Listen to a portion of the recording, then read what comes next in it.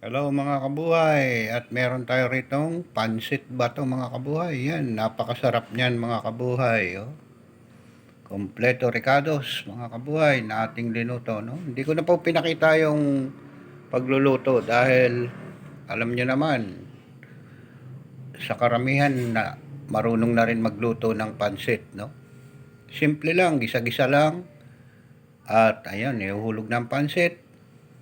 At pagkatapos, yung mga sahog, gigisahin pa rin, no? Ayan. So, eto mga kabuhay, napakasarap ng ating linutong pansit bato sa araw na ito, no? Ayan, mga kabuhay. Tiyak matatakam ka rito, mga kabuhay, sa pansit bato na to. Kasi, ordinaryo lang sa atin yung mga pansit-pansit lang.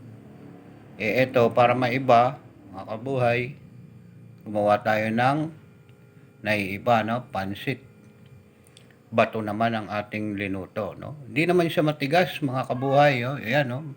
Malalapad yung noodles niya, mga kabuhay.